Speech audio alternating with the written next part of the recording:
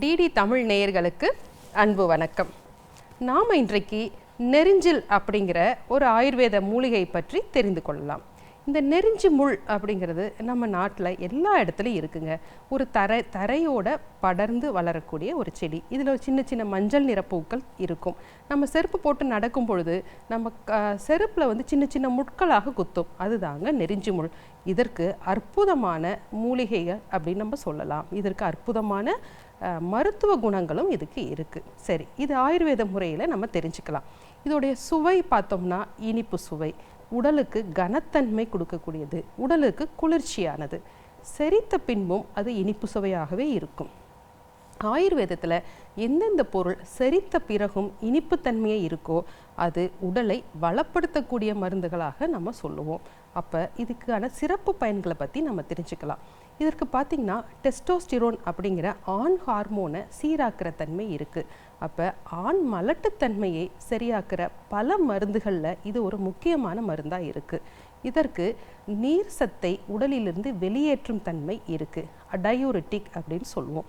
இதன் காரணமாக விந்தணுக்களுடைய நீந்தும் தன்மை மோட்டிலிட்டி அதை அதிகரிக்கும். மேலும் இனிப்பு சுவை இருக்கிறதுனால விந்தணுக்களுடைய உற்பத்தியை இது அதிகரிக்கும். மற்றும் மார்ஃபாலஜிக்கல் சேஞ்சஸ்ன்னு சொல்லுவோம். விந்தணுக்களுடைய சரியான அளவுகளை பராமரித்து அது நன்கு வளர்றதுக்கும் இந்த ஒரு மூலிகை அடிப்படை தன்மையாக இருக்குது. சரி, அப்போ ஆண்களுக்கு ஒரு சிறந்த மூலிகையாக இதை நம்ம சொல்லலாம். மேலும் ஆண்களுக்கு பார்த்திங்கன்னா விதைப்பையில் வீக்கம் இருக்கும், அதை வேரிகோசீல் அப்படின்னு சொல்லுவோம். அந்த நீர்த்தன்மையை குறைத்து அந்த வேரிகோசீலை குணப்படுத்தக்கூடிய தன்மையும் இதுக்கு இருக்குது. மேலும் சில ஆண்களுக்கு பார்த்திங்கன்னா 60 வயசுக்கு மேலே ப்ராஸ்டேட் என்லார்ஜ்மெண்ட் அப்படிங்கிற ஒரு பிரச்சனை இருக்கும். சிறுநீர் வந்து முழுவதுமாக வெளியேறாது, தடைப்பட்டு வெளியேறும். இதை தான் ப்ராஸ்டேட் என்லார்ஜ்மெண்ட் சொல்லுவோம். அப்போ அந்த என்லார்ஜ்மெண்ட்டை குறைக்கக்கூடிய ஒரு அருமையான மருந்துன்னு சொன்னிங்கன்னா அது இந்த நெரிஞ்சில் அப்படிங்கிறத நம்ம பார்க்கலாம்.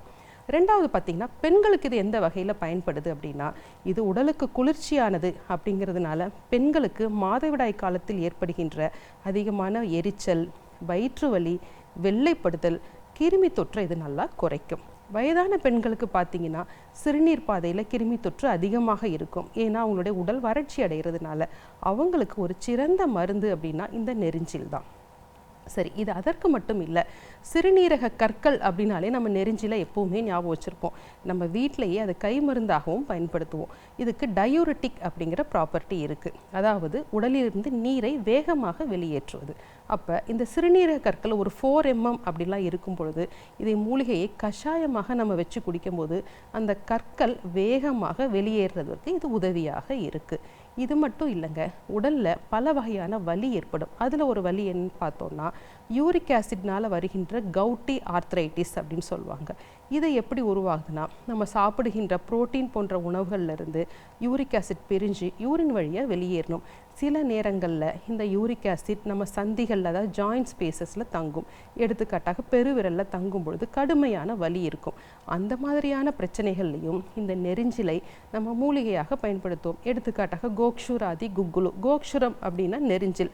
அதாவது கோக்ஷுரம்னா அந்த மாடு வந்து மேயும் போதோட வால் பகுதியில் இந்த முற்கள்லாம் ஒட்டியிருக்கும். அல்லது மாடு எங்கெல்லாம் செல்கிறதோ அங்கெல்லாம் இதோட விதைகள் தூவப்படும். அதனால் இதுக்கு கோக்ஷுரம் அப்படின்னு ஆயுர்வேதத்தில் சொல்லுவோம்.